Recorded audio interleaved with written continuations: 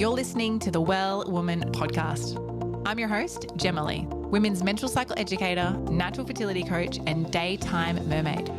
This is a place where we discuss all things periods, poo, ovulation, fertility, and sex. Join me weekly as we rediscover our menstrual cycles, unlock its superpowers, and guide you back into your cyclical nature.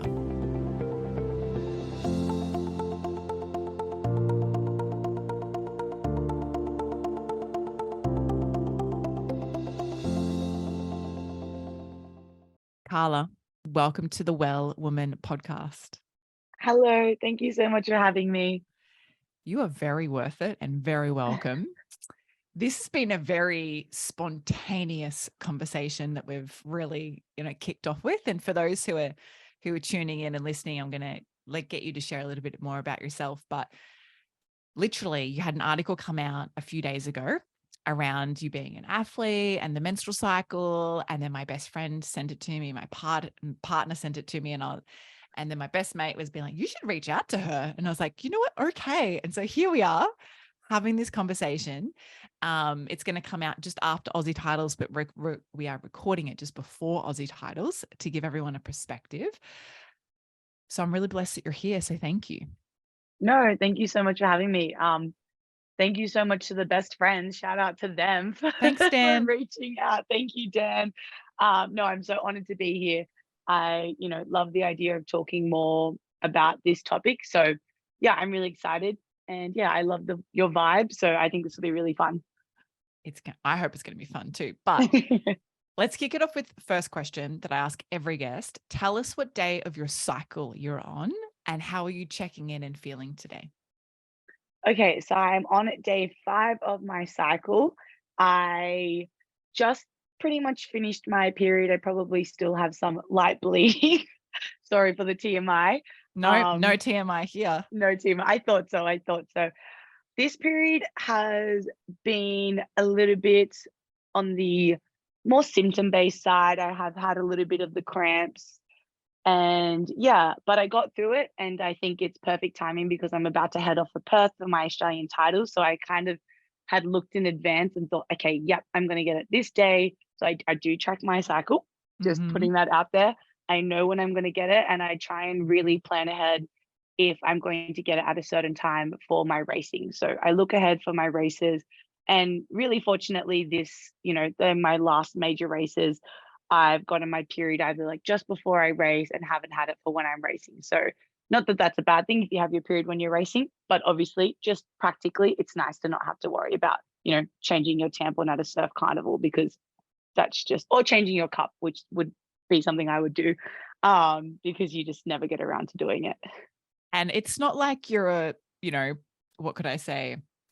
Playing basketball where you're wearing shorts and, nothing tight. You're actually wearing swimwear that's kind of, it's not a Brazilian one piece, let's face it, but it's rather skimpy at the same time. And yeah, that feeling of menstruating for anybody having to get in swimwear, let alone then racing in swimwear. And we'll talk all about this episode. So I'm very excited. So happy day 5 for you.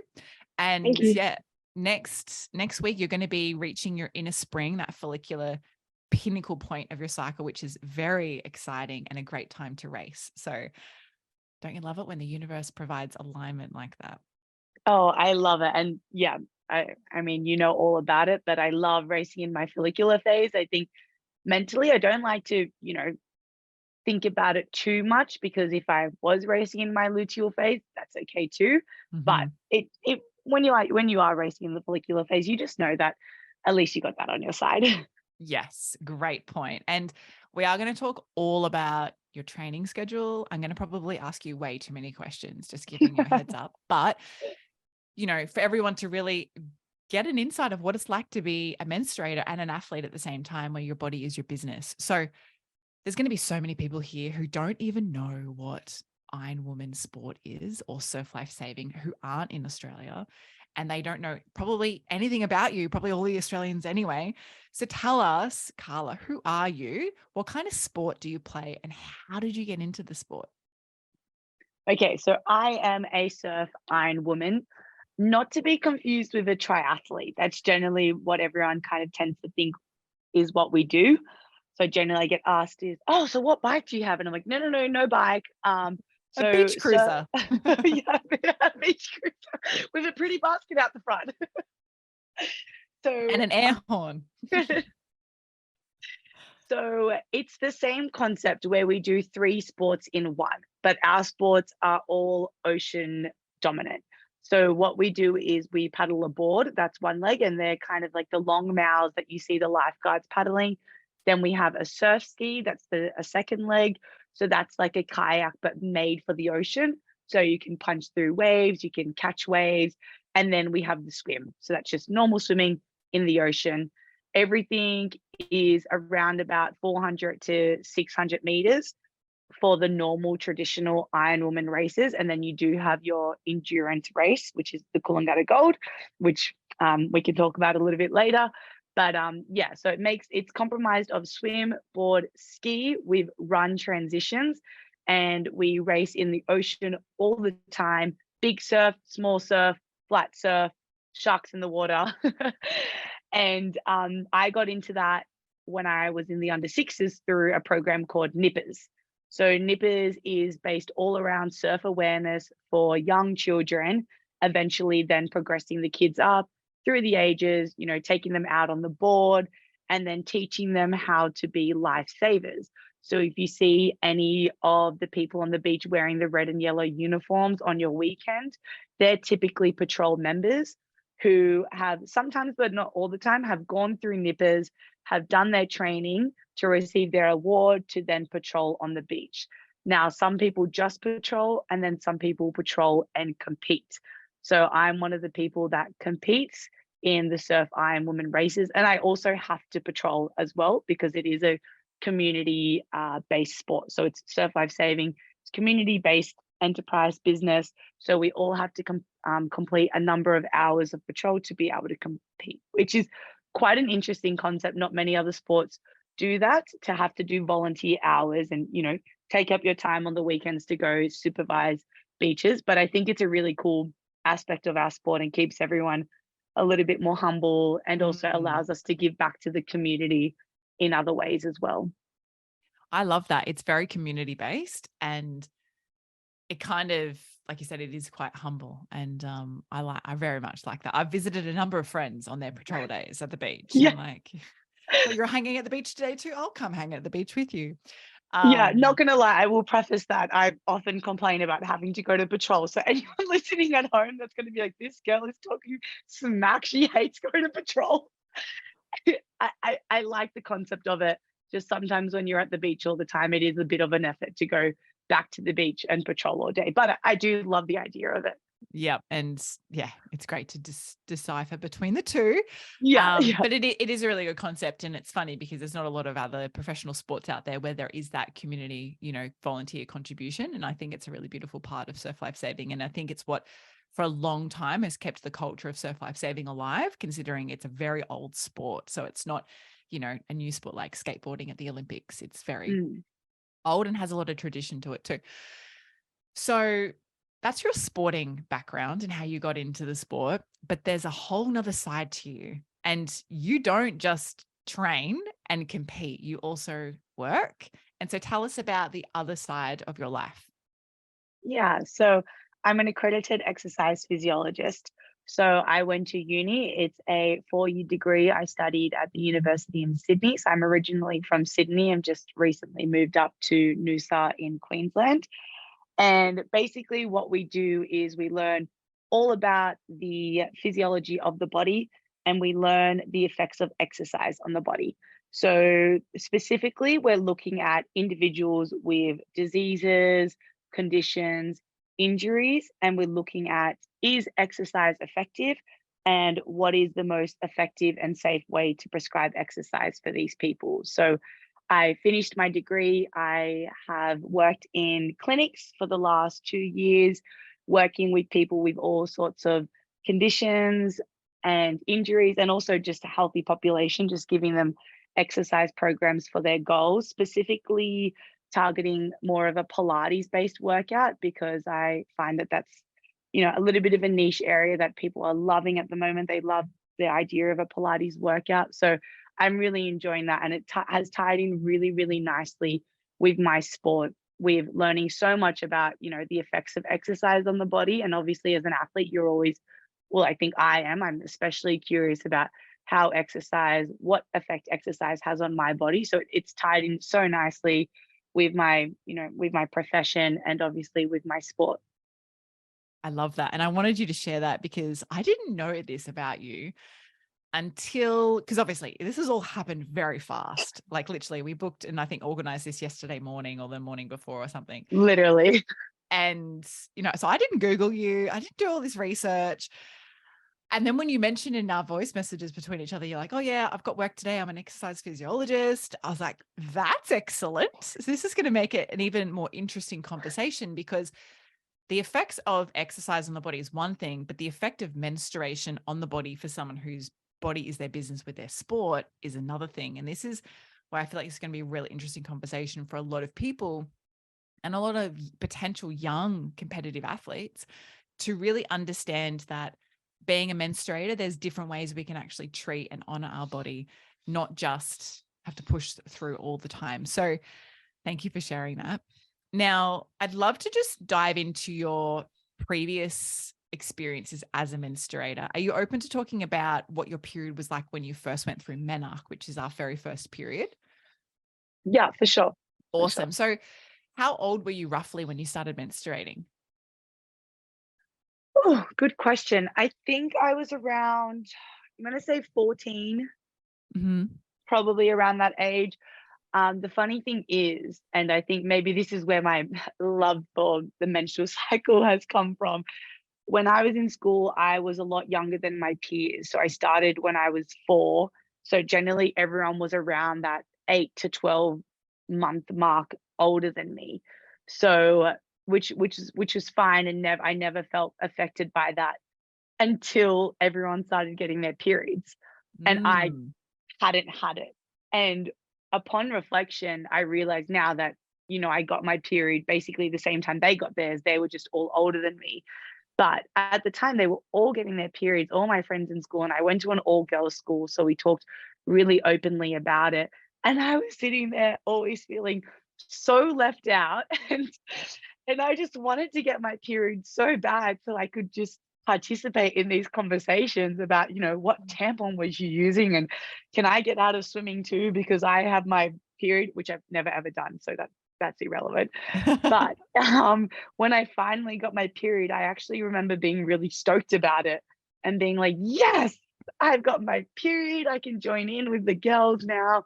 So it was actually a really positive, mindset and experience for me, which I'm really happy about because I know that that's not the case for many people. And yeah, so for me, it was great. It was almost celebrated, which is really Mm. cool. I love that. Love, love, love that. And I can resonate a little bit too, because I was considered a late bloomer. So I started menstruating at 15 and a half. And my dad wouldn't let me shave my legs until I started menstruating. And I was just like, "Oh." I was the last girl out of all of my friends from school that got her period. And I was just like so excited to be able to shave my legs and be in with the rest of the cool people who had The cool. shaved legs. And it's funny now, now it's cool to have hairy legs. I'm like, oh, Yeah. the Can't time is keep so up. different. You just can't keep up. So, That is such a niche rule from your dad. oh, and I'm the oldest of 4. So I don't know Yeah. why, but he was just like, nope, not happening. I don't know. Maybe he didn't want me to grow up for some reason, but very interesting. I was a swimmer at school and, for a long time I got into triathlon, and you don't know this about me. I got into triathlon. I So loved cool. ocean swimming. That was my sport. And I will never forget my first period. I had the swimming carnival not long after. So it would have been like the day after or 2 days after. And I was like, fuck, I just needed to learn how to use a tampon. And I was Yeah. so paranoid. This is why I mentioned earlier, it's one thing to have your period as an athlete in shorts playing basketball Mhm. versus wearing swimwear. I was paranoid, being the first time I'd ever used a tampon, that is the string hanging out? Can people Yeah. see this?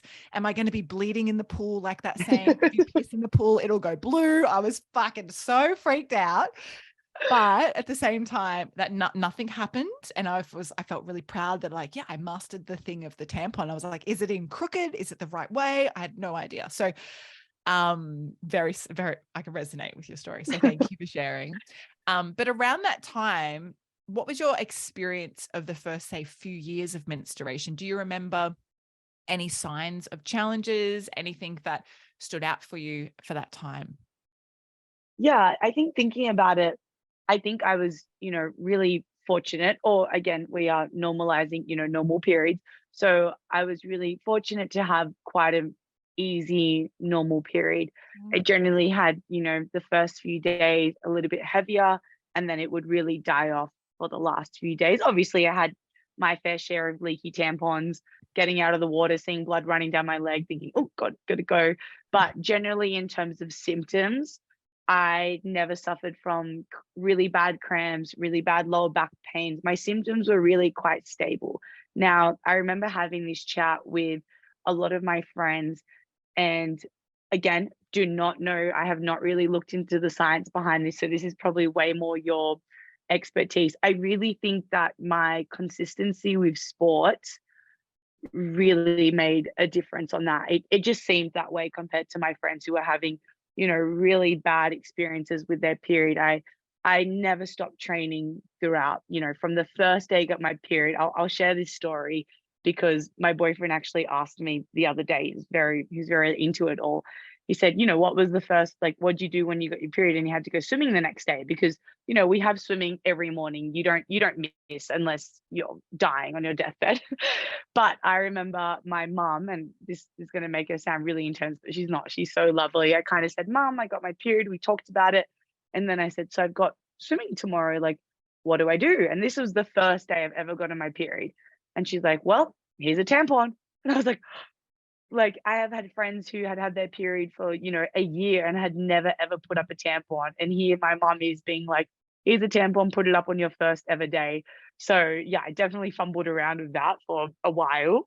But from the beginning, I just had to deal with it. That, I wanted to swim. So you need to wear a tampon. You can't just get away wearing a pad, which might, is a lot more comfortable for a lot of people.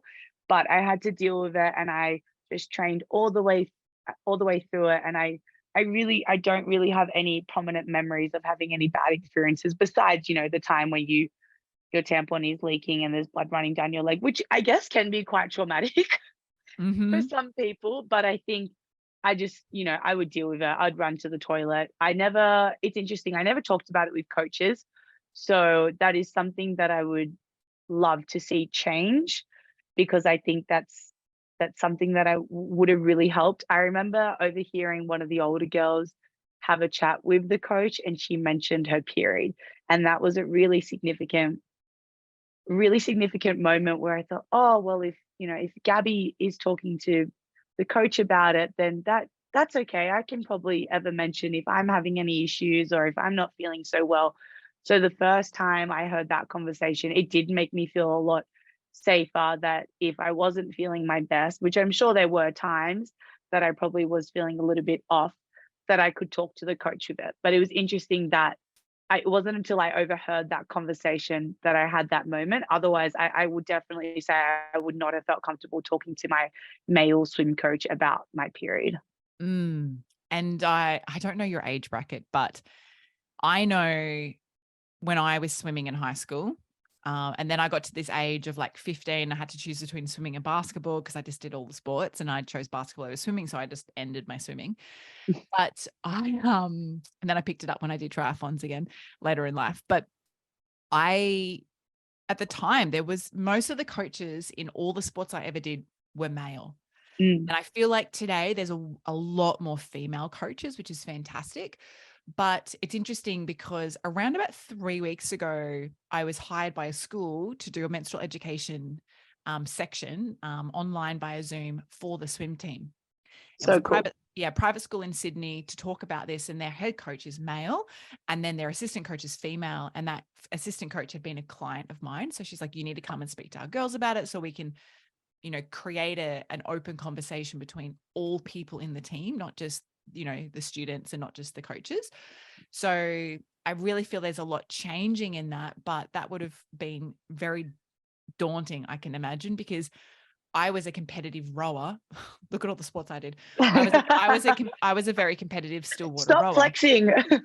And I only had male coaches, right? So when I was in the state teams, they were all male coaches, and it was the same thing. You just up your tampon, on your zoot suit you go, and you just carry on at 5 o'clock in the morning, right, in the dark. Yeah. And I know so different about my body, and especially as I've, matured in age, my body is shifted a little bit and my needs are shifting and changing. And I think it's important to honor that. But what I hear so much is there's a big population of people who are not professional athletes, but they love training. Mm. And they're people who train throughout their cycle and they don't have a taper week. I call your menstruation as a great taper week. Yeah. So how do you right now, like switching gears, how do you structure your training? Let's not talk about competitions because you don't get to choose when the competition is. No. But with training, how do you structure your training around your cycle? Do you structure your training around your cycle? And if you do, what does it look like between, say, the 4 different phases of the cycle? Yeah, no, that's a really cool question because it's something that I have only really, I'm going to say recently, just in the scheme of my competitive career, recently started to look into. I got I reconciled with a friend of mine who's a professional triathlete. She's a little bit older than I am, and she was performing these women's health workshops in Chile. And we kind of like met in COVID and we would just talk on and on and on about racing and training. And she started to talk to me about, training periodization through your cycle. And I was kind of like, I've never heard of this. What do you mean? And, she was like, you're an exercise That was the biggest thing. She's like, you're an exercise physiologist. How do you not know about this? Mm. And another big thing that I want to touch on is that through all my years of uni, and I've had girls in my cohort reach out to me saying, "You're right, we didn't learn about this," where the menstruation cycle was not even talked about in terms of how exercise would affect the body during the different phases of the cycle. And I'm like, that is literally my degree. My degree is to talk about the effects of exercise on the body. And the fact that we didn't even do one subject or 1 week on it is insane. And I, not bashing the uni or anything like that. Sydney Uni, you're great. But I think there definitely needs to be more information around that topic. And I think one of the main reasons why it's not touched on in uni is because a lot of what we were learning about is research-based evidence. Yeah. And the truth is there is just not as much research-based evidence for female-specific physiology and the effects of exercise on it. So that's one thing I talked a lot with my friend Lucita, and we talked a lot about how the research has been, pushed in a direction towards men. If you look at most research articles about looking the effects of exercise on the physiology of the body, most of the time the study group is men.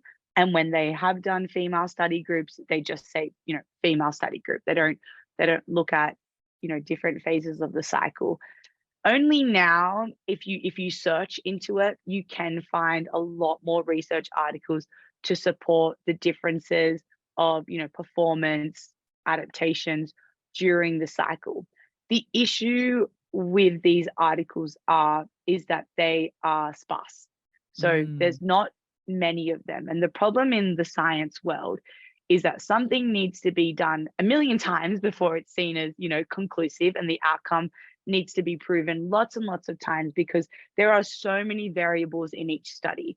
And it's very easy to look at a study. It was a whole subject we did at uni where we looked at studies and we pointed out why they may be inconclusive or how that outcome may have been skewed. So they were teaching us to, read research articles, but also to basically take them with a grain of salt if there was too many variables. So what's happening with a lot of these studies, because there's not as many out there, obviously it's leaving more room for variables. There's not Mm. enough meta-analysis for these studies because there's just not enough studies. So we had a huge conversation about it. I've done a lot more research into it.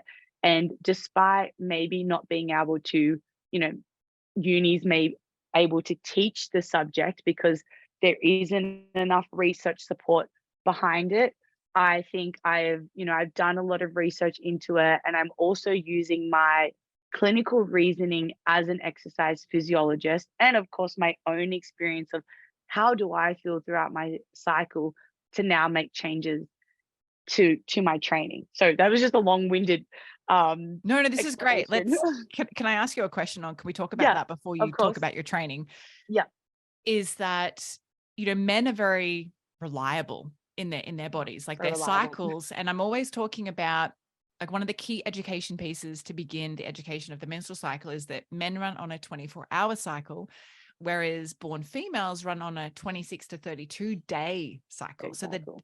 it's very, one day versus 26 to 32, it's very different. And so with like studies of men, they're very predictable, right? Because they're generally, every day is going to be the same. So if you test someone on a Sunday or a Monday, or, in September versus January, like, it doesn't really matter because they're very much the same. Whereas we do have 4 parts of the cycle. And so if a test is done on someone who's, say, in their menstrual phase versus their ovulation phase versus their luteal phase, the results can be very different. And I no longer practice a lot of sport. I'm a very committed yoga practitioner. I have been for 12 years, and I dramatically notice the difference in my practice at the different stages of my cycle, particularly because some of the postures are very deep.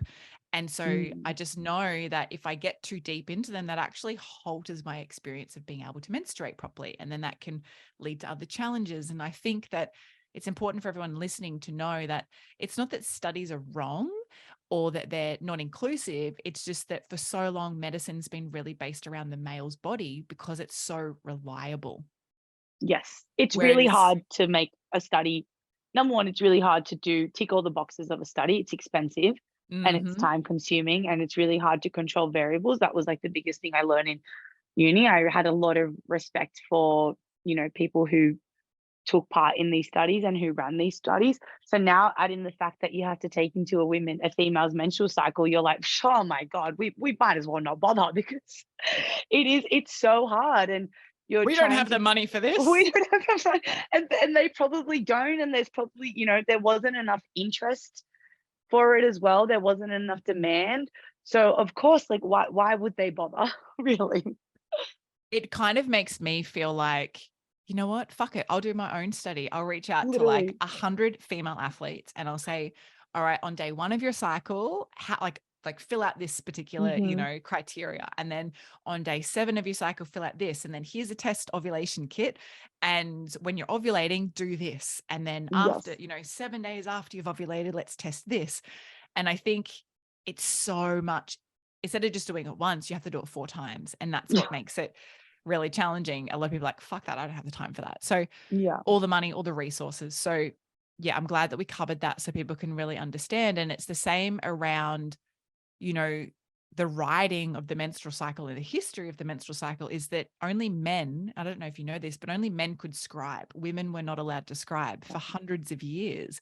So there's no written literature from like the 16th century or the 18th century of the female's experience.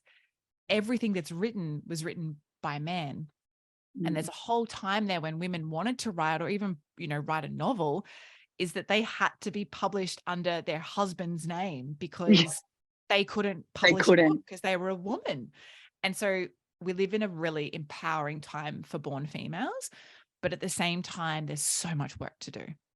Yeah, I mean, that story's crazy. And I mean, I'm so thankful as much as, we're harping on about why aren't there enough female studies, obviously so grateful that we live in a time now where that demand is there and the supply is coming in. So I'm so glad that more and more females are getting a voice. And yeah, just so stoked about that and won't complain. Obviously it would be great if they address this earlier, but I'm really excited that we are leading the charge, and that's also Mm, really special to be a part of this time as well, because this will be something that is, a big part of history, especially for females in future generations to come. I love it. I love it. So back to where we were. Yeah. Tell us, what is your, let's go back to you competing, say 5 years ago.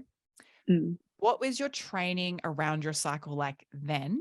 And then what was the dropping penny point or coin point or cent point, because we don't have pennies in Australia, but what was the dropping penny point that made you have some kind of understanding or shift towards the cycle and based on what you do now? So yeah, 5 years ago, I didn't even acknowledge it really. I got my period. I probably felt a bit yucky for a few days. But like I said, because I had these pretty, you know, easy to deal with periods, it didn't affect my life that much. So I didn't need to change my training. And really, I think the level that I was training at was obviously, high, but not really compared to the level that I'm training at now. I still was doing a lot of things. I was doing quite a few other sports too. So I was probably had a quite a balanced life, to be honest. The penny or the cent or the coin probably dropped when I lost my period. So Mm, tell me that's about that's that. yeah, that's that happened in 20, oh gosh, I don't even know. I should probably double check my dates there. Let's say 2018, just for sake. It was So actually the last time pre-COVID, pre-COVID, yeah, pre-COVID for sure. like 4 or 5 years ago. Yeah, it was actually when the last time Aussies was in Perth. So we're coming up Okay. to a little anniversary here. Not to celebrate it, but I think I just went through that phase that I think a lot of females go through. I had just gone, now I'm going to say this, please take this within context. I had just gone vegan six, I don't even think you know this. I'm fully plant based. So I'd gone vegan and maybe like 2 years before that time. So Mm-hmm. I was following a full vegan diet. Now, I as well I think I just started becoming really health conscious in general. I was doing a lot of research into, and I'd started my degree. So I kind of, had a little bit of knowledge on how to do research. I know it's hard when people say I was doing research and they just like follow a bunch of Instagram Dr. pages. Google is Dr. not Google, yeah. research. Yeah. So I was doing, research, but in saying that, again, the research still, a little bit skewed. And obviously there also comes into the fact that I was looking at other Iron women. I am in swimmers all the time. I want to be lean. I want to be small. I want to be like, the girls that are looking really fit. So, because that's generally what an Iron woman you would think of when you think Is athlete. You think portrayed is like that.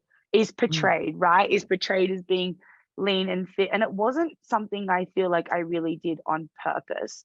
But I definitely started to just slightly underfuel. And I say underfuel now, but at the time I would have said just like reducing my eating in a way that I thought was, oh, you know what, I think I was just snacking too much there, or I was eating too much in that meal. Again, with no guidance whatsoever. You might do research about what foods are good to eat, but in the end, only someone who like knows your body weight and knows what, how much energy expending can really give you the amount of intake that you should be having. So this was kind of just all me willy-nilly, eating what I thought I should be eating. I don't think I'd seen a nutritionist or dietitian before. And I started following a few recipes that I saw on Instagram as well, which of course are done for, I want to say like normal people, but people who aren't training 3 to 4 hours a day. So I started to get really, really lean. I thought I looked, really good, to be honest. Like, Look at it's me, crazy. I'm ripped. Yeah, it's just I don't like, even need to wear a one piece anymore. I no, only wear bikinis. but it's just so like I have always been quite strong. I've always had wide shoulders. Before I kind of committed to doing just the iron person, I was more of a ski paddler. And if you look at ski paddlers in general, just because it is so upper body, they're quite strong and I want to say bulky in their upper body in like in the best way possible. That's where They're all your so power strong. comes from. That's your That's where power all comes your from there. power comes from. Yeah. Yeah, you need to be upper body dominant. Like Yeah. that's just facts. You're So not I a was rower. quite Your power doesn't come from your legs and your back. It no, comes from it your is arms and your back. it Yeah. comes from yeah. So I was quite like I guess well built. I don't know. And there was nothing wrong with that. And I was doing really well with that body type. I had won my first Aussie medal. I'd gotten a third in the ski and I'd won my first Aussie Iron Woman championship. So that was the under 19s. I then represented Australia. So like I was doing really, Kicking really well. goals, kicking Yeah, I was goals. kicking goals. And then I made this shift. And then eventually that season, I ended up performing really bad. Like at Aussies, I think I didn't even make it was my first year of opens. So that was also, Big hard. But shift.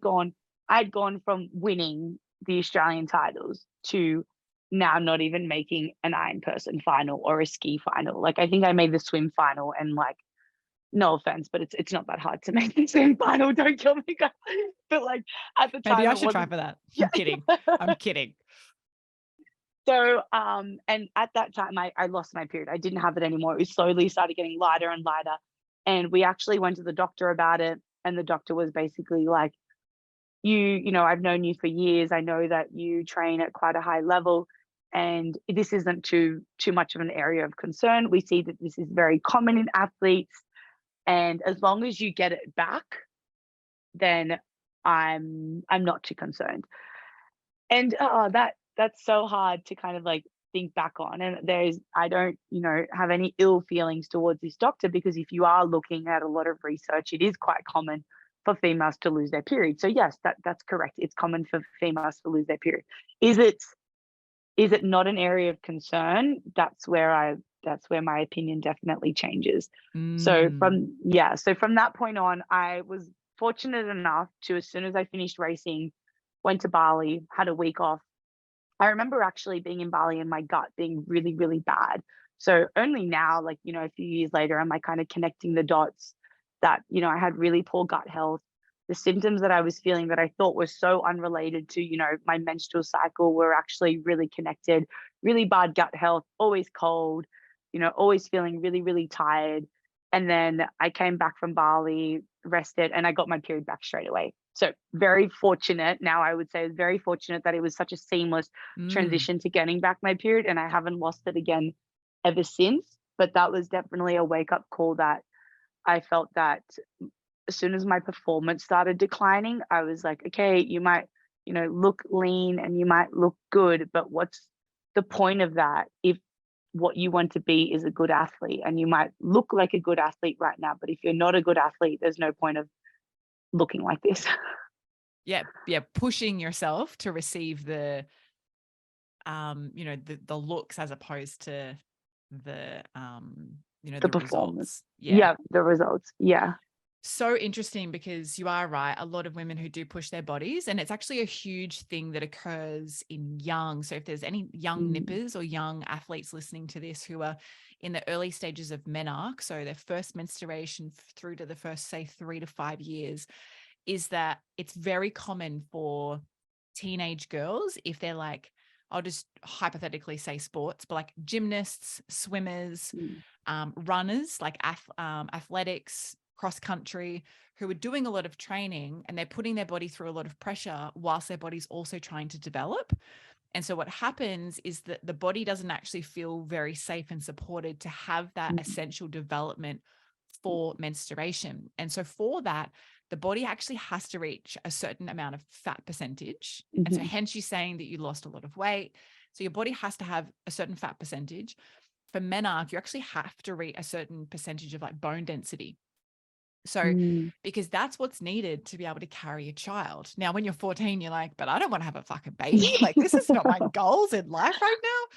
But that's how The point of the period. yeah, at the point of the reproductive system Mm, altering and shifting is for that. And so when that's not actually occurring, it's not like, oh, well, you're not menstruating, so we'll just put you on the pill or whatever it might be.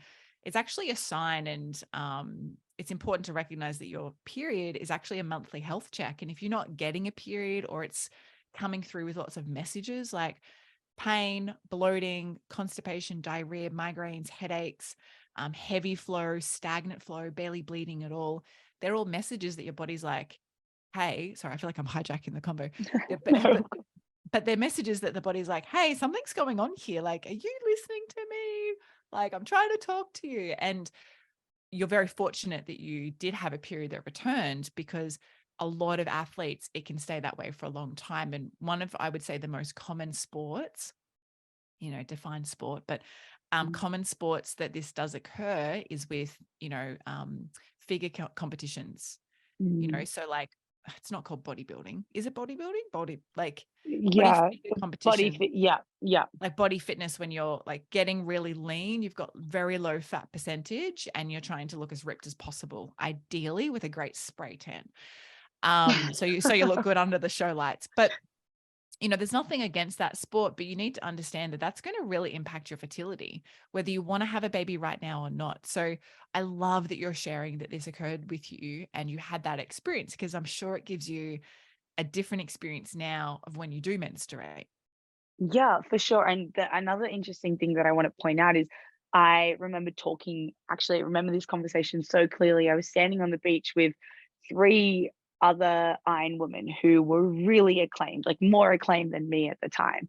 And we were all standing there, and I don't, it hadn't been a conversation that I'd had with a lot of my fellow athletes. I'd had the conversation with my friends and my school friends because we all grew up together, but like fellow athletes that we all still felt kind of intimidated by, hadn't had that conversation.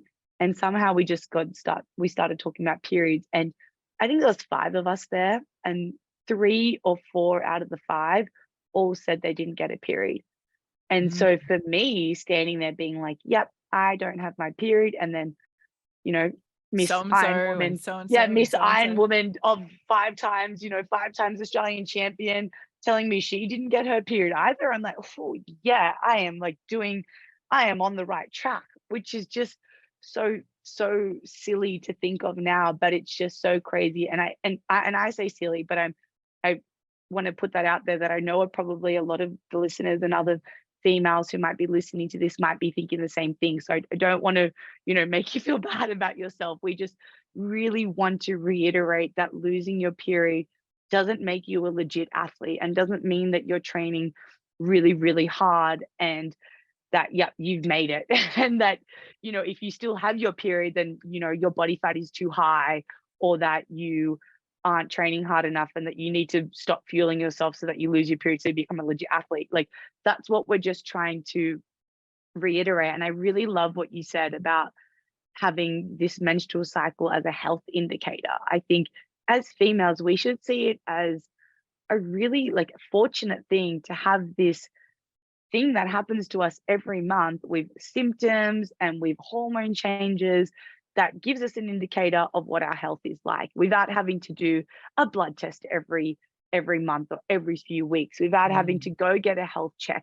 I don't think people see it like that. They see their period as sometimes an inconvenient thing that happens every month, whereas something that I've come to now learn it and still learning, to be honest, is listening to what my body is doing throughout the month and how it aligns with, my menstrual cycle, and using that as a health indicator. And I can definitely say that over the last few months, and like I said, it's always a work in progress, the last few months, that it's been something that I really, really used as a health indicator and made quite quite intense changes based off. It's Mm. no longer just performance outcomes. It's also, what is my menstrual cycle like? And if I have two cycles ago, I had a really, really bad period. And actually I could probably talk to you about this and ask you questions about it, to be honest. But I ended up talking to my dietitian about it, my sports dietitian about it, and I told her about it, and we talked about it, and we made big nutritional changes just from me reporting those symptoms for her. So like I feel so lucky that I have that menstrual cycle, and obviously those symptoms weren't pleasant, but to know that if I weren't having a cycle and my body was suffering or something was going on and I needed to make changes in my diet or in my training, I'm so glad that I had that really prominent indicator to tell me make those changes, as opposed to continuing going on and eventually affecting bone health, organ health, metabolic health, gut health, because they're all related. And that's what everyone needs to understand, is it's not just hormone health here and the rest of your health here.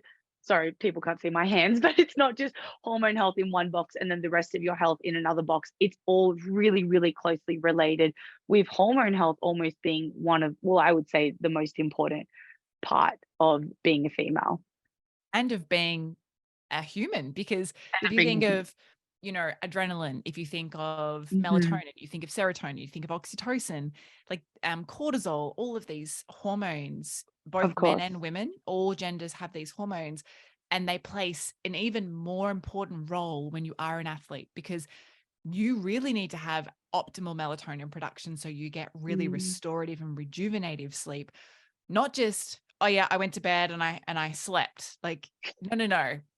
I'm using my, like you said, 3 to 4 hours a day. Like, that's a lot of training. It's a And lot. that's nearly as much as what we're sitting in class at school.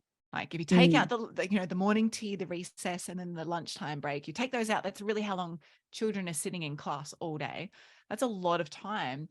And so when you're going to sleep, you want to optimize that. And so your hormones are at play. So I just wanted to share that because that's for everybody, but you're spot on. They're not isolated. Your hormones aren't isolated. And I think it's so wonderful that you have what I would call a team of support. And you don't have to be an athlete to have a team of support. So if you're watching this on YouTube, I was just saying before we hit record to Carla that, you know, I just came from an acupuncturist appointment, and I'm like, which is also a little bit of a massage, and my face is all smushed and I never look like this normally when I record, but I was like, I don't care. This is important conversation.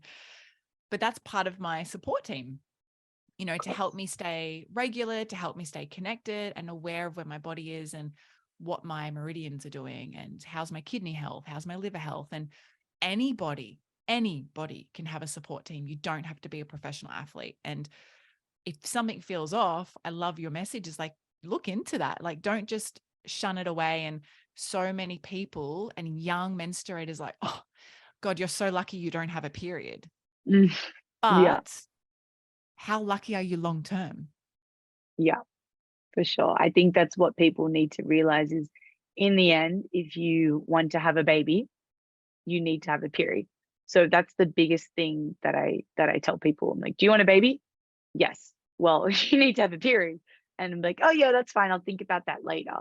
And it's just like, no, don't think about it later, where all of a sudden you are trying for a baby and you are struggling to get a period. And again, I'm not very well educated in, you know, the the effects of the menstrual health with attempts to conceive. I'm not going to talk out on that topic, Preconception. preconception, but I will, like, I can 100% say that it's so important. It is. And like I mentioned, it is that monthly health check, and our cycle is a sign of good health. Yeah. And so that, you know, like you said, you don't have to go to the doctor regularly to get a health check. Like, you just tune into your body and flow through each of the 4 phases. Everyone who's a listener here already of the podcast will know there's so many episodes on these topics, but yeah, I love your question. Like, do you want to have a baby? Most people are like, not right now. Not right. But if it's in your plan for in 5 years' time, now's a really good time to look into it, because if you keep persisting with the lifestyle that you have that's creating the cycle that you do have, you know, that can actually impact you for 2 years or 3 years. And that also might impact your ovary health. Because if you're not using your ovaries every cycle, like, that can impact your ovary health, which impacts your ability to ovulate, which is a healthy fertile cycle, and lots of other things. But going off on a good tangent here, but it's important to recognize that your cycle is important and not to tap out of it. Yeah, not to think it's a great escape. So For sure. back to the question about training throughout your menstrual cycle. Let's full circle this back. Yeah. So what is your recapping back in around, 4 or 5 years ago? You had a shift in your diet, you had a shift in your performance, you had a month or so without your period arriving, went to Bali, had an amazing holiday, felt rejuvenated, felt safe and supported, came home, started menstruating. So what have you shifted and changed in your training since then? And what does your training look like now? And is it like phase specific, like not taking into account competitions, but just around what you can control around your training? What does that look like now? Yeah, I think the biggest change for me was learning about the different phases. Number one, it's really hard to justify training periodization if you don't know why you're doing it. At least for me, I always like to be really involved in the whole training process and why are we doing what, probably just from my background as an exercise physiologist. So firstly was learning about the phases. Next was then learning about the effects of exercise on the body during the phases.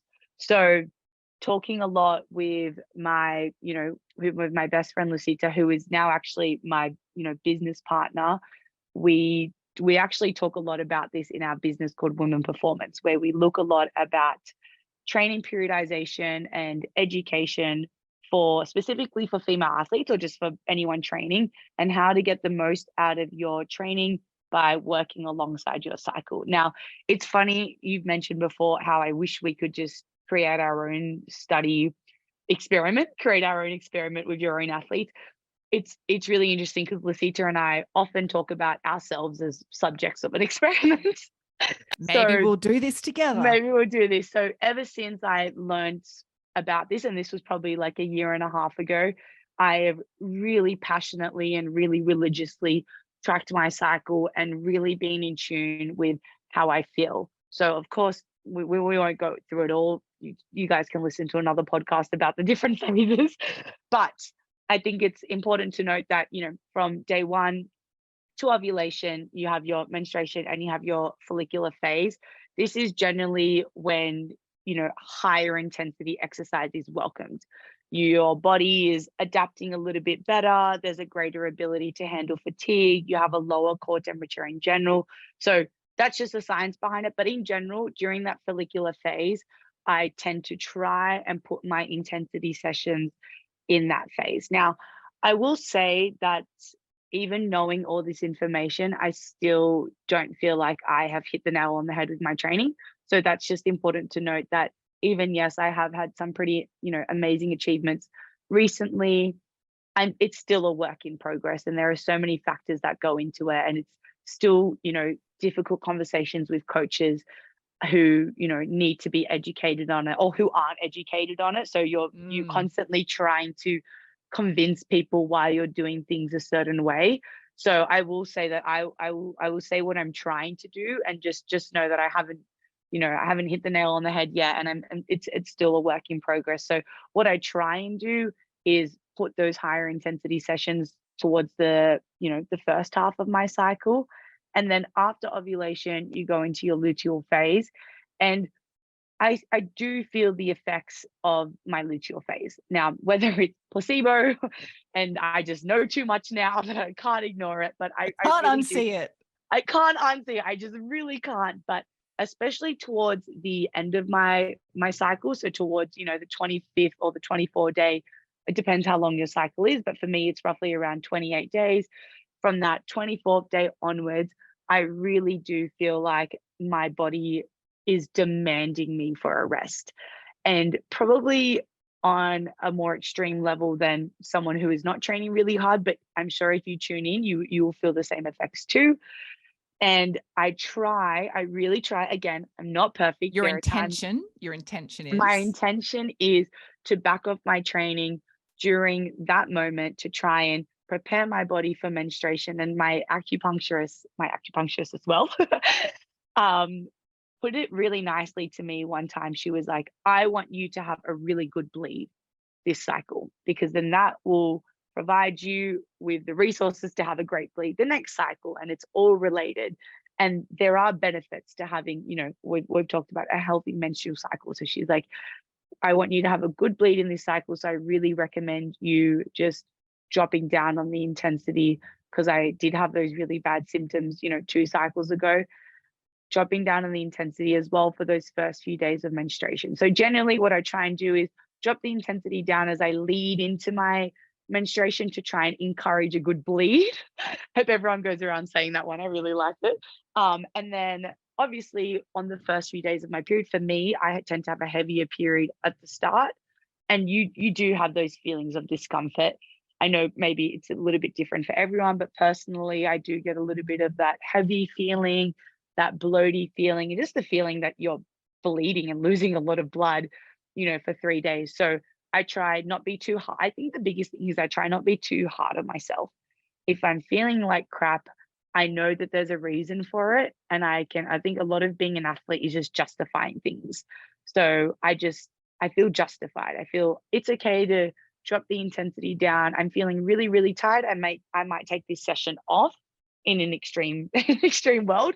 Try not to do that. Try to just drop the intensity down, or take the session off. And that's still something that I'm honestly working on and coming to terms with. Is I think it's really hard when the coach doesn't program you a session where it's easier and everyone else is doing efforts.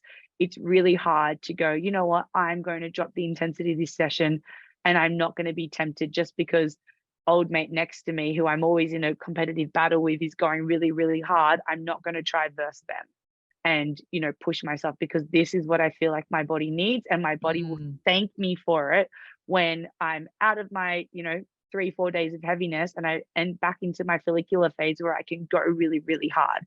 And what I've found, because I've definitely done both, I've definitely ignored my cycle, I've definitely tried to honor it and apply those intentions. And I found the times that I apply those intentions of dropping it down before my menstruation starts and then taking those first few days off a little bit, I have fewer discomfort in terms of symptoms of my menstruation.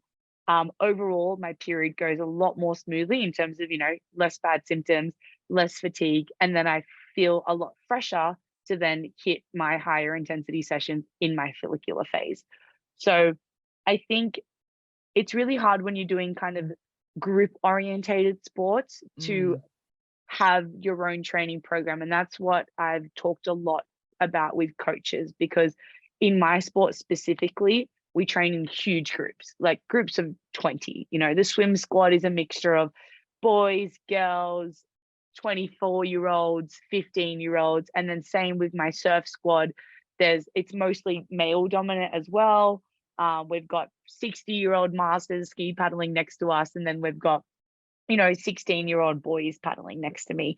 So what I've come to, I guess, in a perfect world, I would have my own coach who writes me programs dependent on my menstrual cycle. But obviously there's lack of resources for that, and that's just my training, how my training is structured.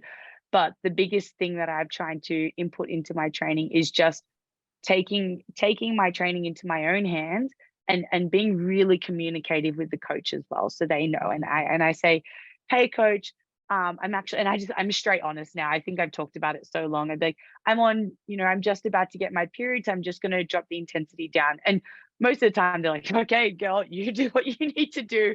Obviously it would be amazing if and I think the resources out there for now coaches, they most of the time have to do a little bit of a subject on menstruation and menstrual health. I know my friend she recently did a coaching course, and she messaged me straight away. She goes, hey Carla, we learned about what you always talk about. And I was like, oh, thank God.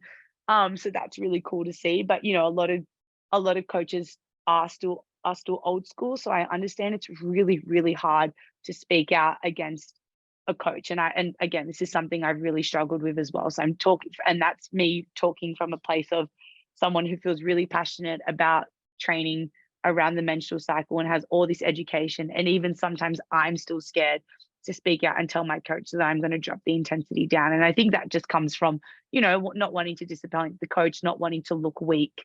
So there is still so much work to be done with dropping the stigma around, periods. Great and word. around,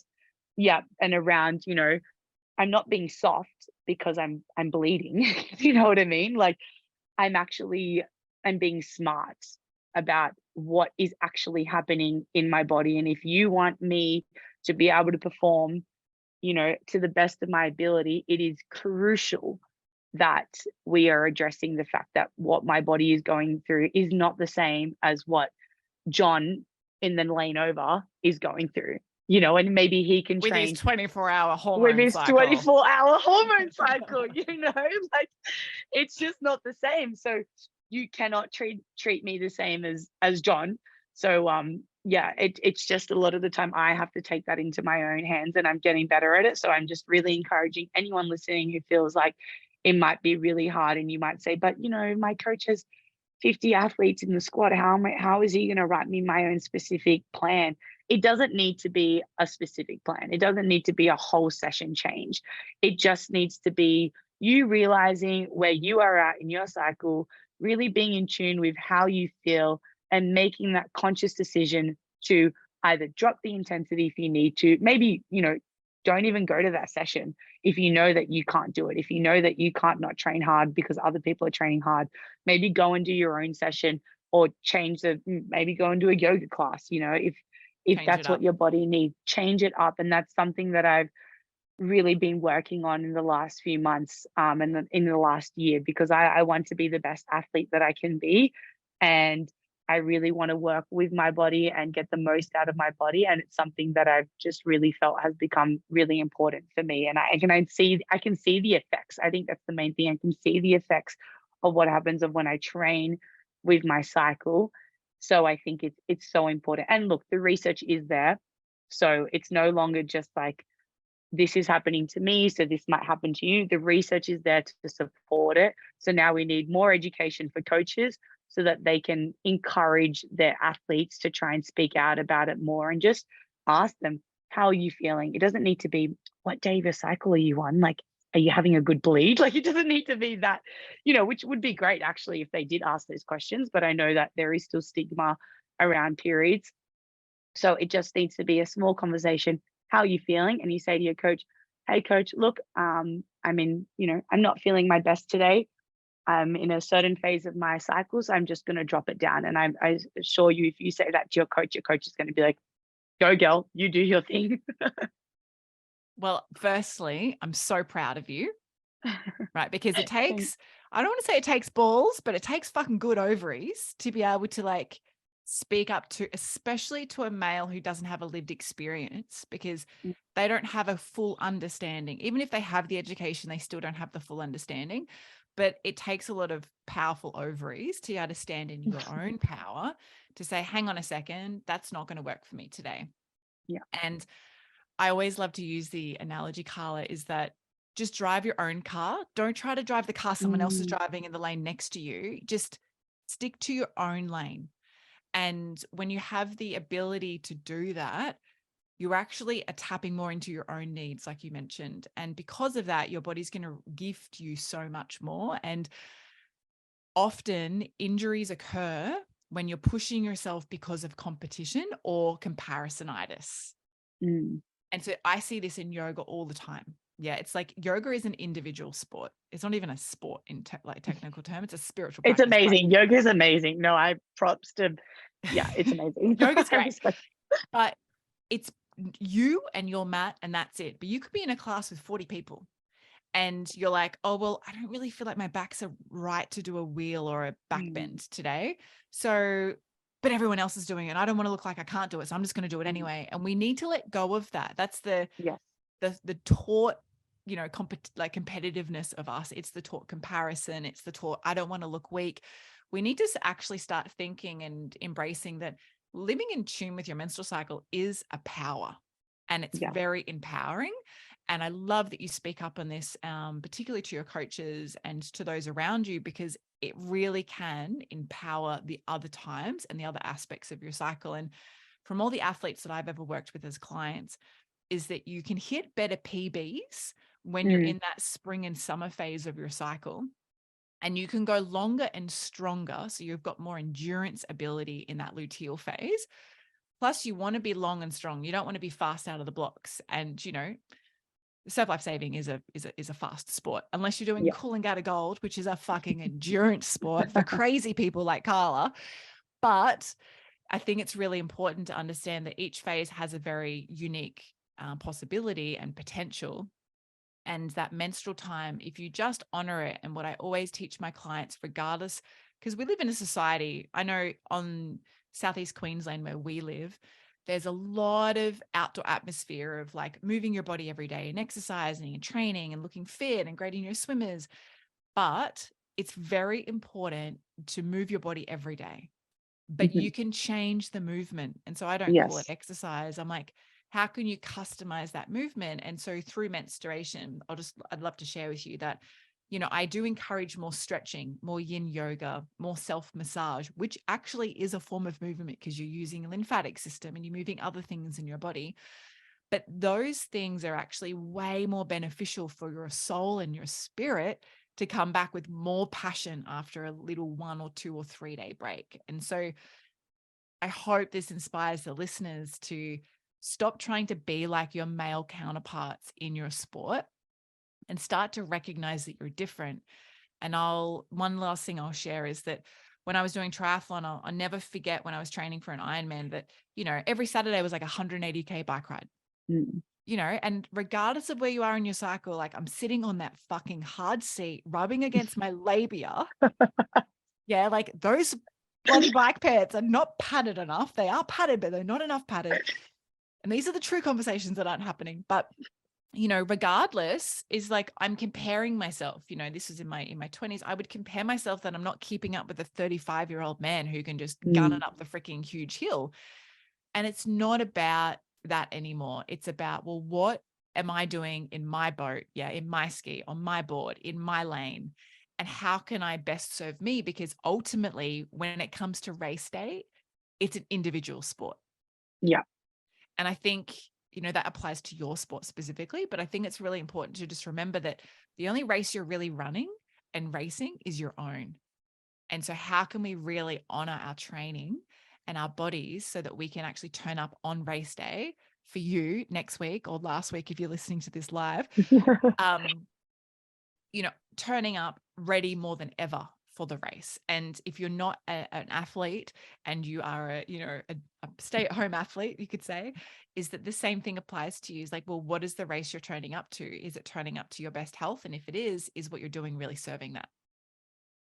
Yeah, no, I love that. And just one other thing I know we've talked about ages is I think it's important from, for any athletes or just people who love to train to remember that they're not two separate things. The training plan that your coach puts for you and the way that your body feels and your body are not two separate entities.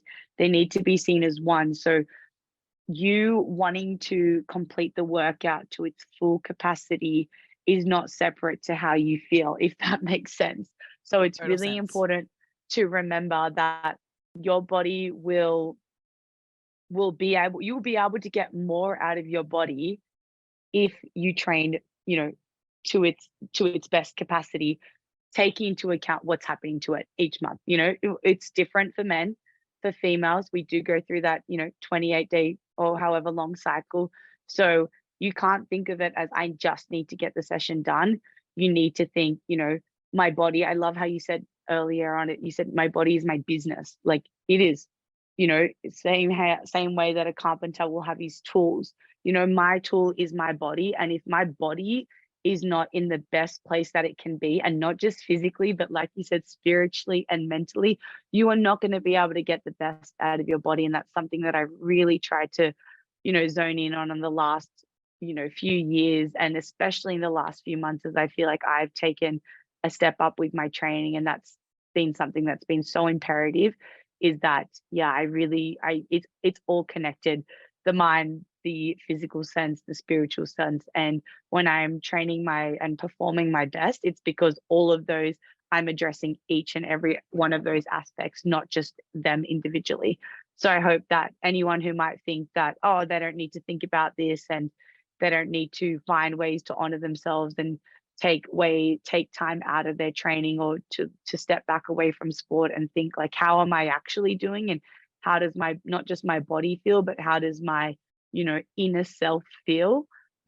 Please dive deep into it, because I think you'll be surprised at how much you will find and what improvements you can make into your general life, and also into your training and into your performance by, taking steps. I love it. I love it. I just had a vision whilst you were talking about, because I always think that, I go to yoga and I train like with yoga. I practice, sorry, I'm a practitioner of yoga. I don't train 6 days a week, right? And some of my classes are 2.5 hours long. So I every day will go to yoga, apart from maybe one day a week. And regardless of where I am in my cycle, I shift that up. And so when I'm menstruating, I still go to yoga. I will turn up to, like, say, Ashtanga, and which is not the yoga practice to not practice, like when you're in the class. And I will rock up, I'll grab a bolster, I'll grab 2 sandbags, I'll grab 8 blankets, and I'm like, see you guys, have fun in class. And Yeah. I'm literally right next to them in the same class. And that's because I'm so unapologetic about what my body needs. And so Mm, I had this vision of you rocking up to training and being like, guys, I'm here. I turned up. It's day 2. And I'm just going to stretch on the sand here whilst you flog yourself around that boy out there. And yeah, because sometimes it's not about not turning up, because you can turn up, but it's about turning up in a way that's going to really nurture and nourish yourself. And sometimes mentally it's just being around the squad. It doesn't yeah, have to be the same thing. So I've loved our conversation and all the directions loved it's it. taken. So thank you. Now Thank you so much. you are very worth it and welcome. I have 3 final questions. Okay. So first question is, I know we've talked a lot about training. You've shared a lot of tips around that, but like training for your cycle, that is. But do you have any daily tips? I don't like to say hacks, but any daily tips that you have that help you connect with your cycle? Okay. I definitely think number one is tracking your cycle. Love that you Definitely. said that. Yeah. Track your cycle so you know where you're at. There are different tools, there are a million different apps. Find the one that works for you. And you can do those ovulation tests if you really, really want to know exactly where you're at in your cycle. So that's definitely a way to be in tune with where you're at in general. Okay. Thinking some more. Number two, I think for me, just because it's been one of my areas of, concern or something that I've struggled with, is really tuning into what my gut is doing. That might Great. be a little bit, we haven't really talked about that, but generally, healthy gut, healthy mind, and effective body is the way I kind of see. If my gut's going well, my mind is generally at ease because I'm not stressing about if I'm feeling bloated or if I'm not going to the toilet properly. And then I can get the most out of my training because I just feel good. So I agree. really being in tune about what I'm eating, how I'm responding to food, and as well also again relating that to my menstrual cycle. So knowing that these foods and these types of foods affect me more during one phase of my cycle, I will make sure to address that next cycle. So I hope that's somewhat relevant That's good. into No, it's very tips. relevant. Very relevant. And then I think the third tip is also just assessing my fatigue ongoingly. So I think that's one thing as an athlete, especially one that trains all the time, is just assessing fatigue. So am I feeling tired consistently? Obviously, you're going to be tired. I think that's also one thing that we need to say. Like, it's not about that you feel strong and healthy and, like you can do a PB every single day. That is not the point of training. The point of training is to have these kind of ebbs and flows and these peaks. So, what you're trying to do is you're trying to peak for races and you're trying to, if your coach is doing periodization training, you're trying to peak for key points of your training. So, making sure that am I peaking at the right times? And then am I kind of coming down and being a little bit more chill and maybe feeling a little bit more tired, but that's coinciding with the training. So I think that's Mm. one thing that everyone can kind of tune into. Ask your coach, when are we peaking? When's our peak training stage phase? And we're obviously preparing for this competition. So the goal is to peak at this competition and then just assess if you're always feeling fatigued and you're not feeling good for one session, that's when you really need to make some changes and reassess, what you're doing, reassess what am I eating, how am I, how am I contributing to my mind, body, and soul. I love it. Great, great tips.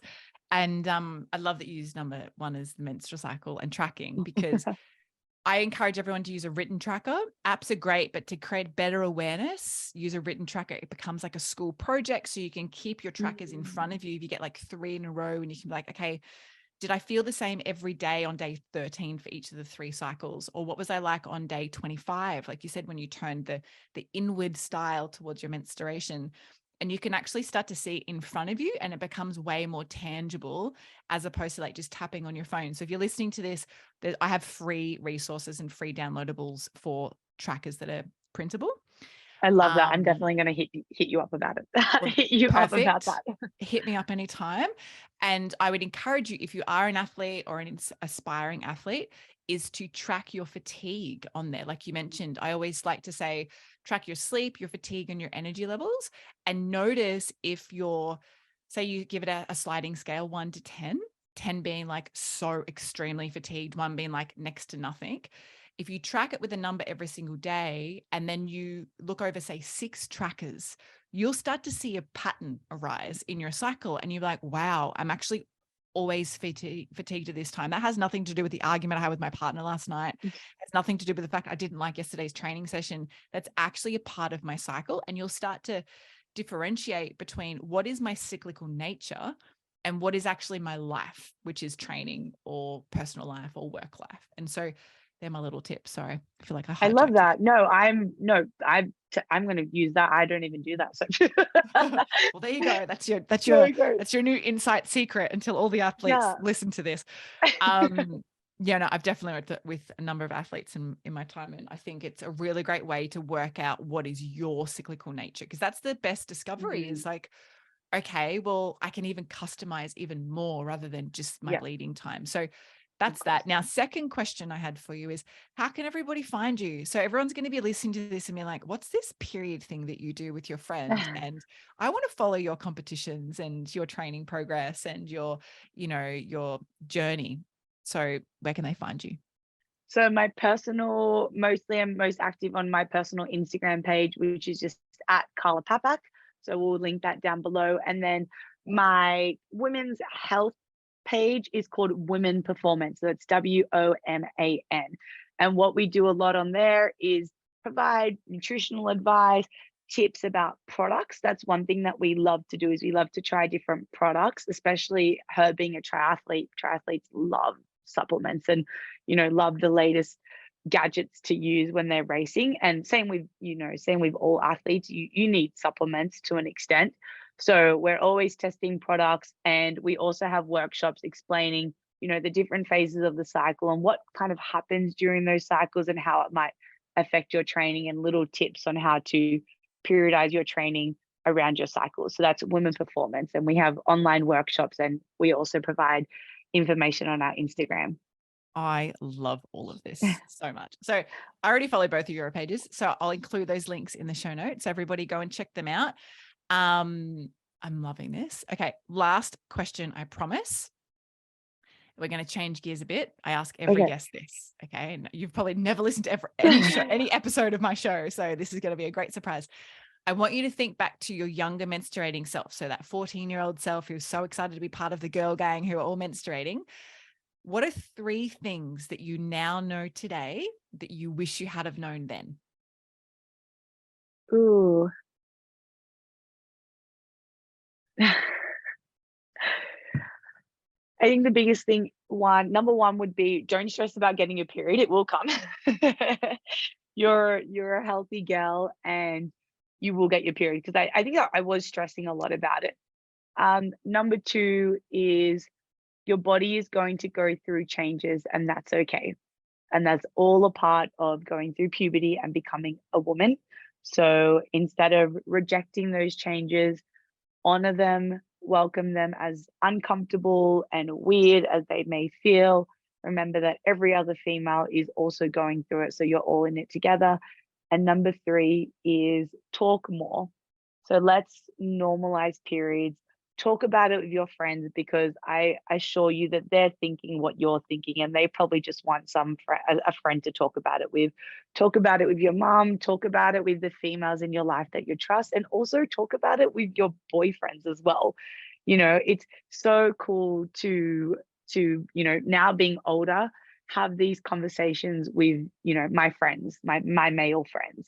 And it's no one was having those conversations when you were younger. And I think that's on 2 parts. One, that females felt uncomfortable talking about it in general, and then especially with men. So if we can start these conversations earlier, we're going to have more educated men.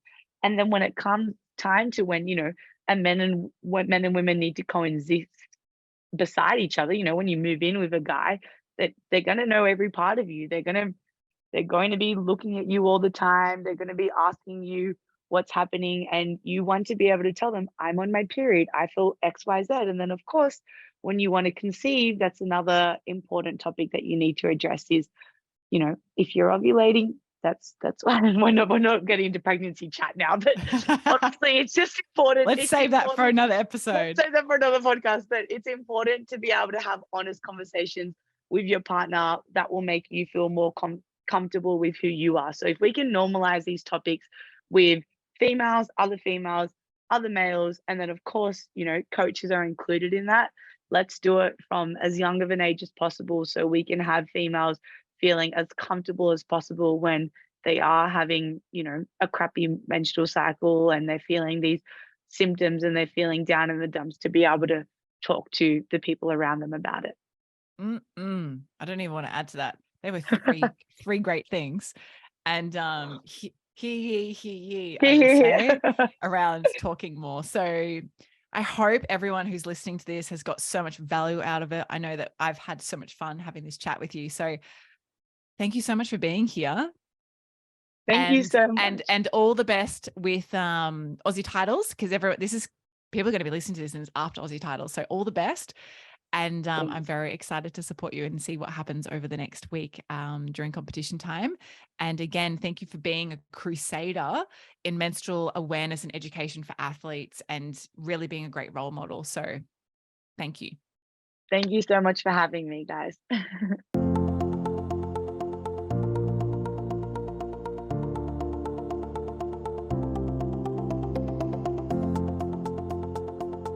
Thank you so much for tuning into every episode of the Well Woman podcast. For everything we mentioned in today's episode, you can find this in the show notes over at wellsome.com/podcast. If this episode excited you, please hit follow on Spotify, which means all of my episodes will pop up in your feed weekly so you never miss a weekly drop. I'd love you to leave a review on Apple Podcasts too. Love this episode? Come and follow me over on Instagram at wellsome_Jema. Say hi and share what you've taken away from this episode with me. Now, is there a bestie, sister, or a friend who you know who might be fed up, frustrated, and confused with their cycles? Are they ready to join you in awakening their cyclical essence too? Well, take a screenshot of this podcast episode, share it on your socials, email it, text it, or any way you need to get it to them. So together we can all live in flow, harmony, and balance with our cycles. Now, until next time, beautiful, get connected, listen to your body, and remember, body confidence all begins with living in tune with your menstrual cycle.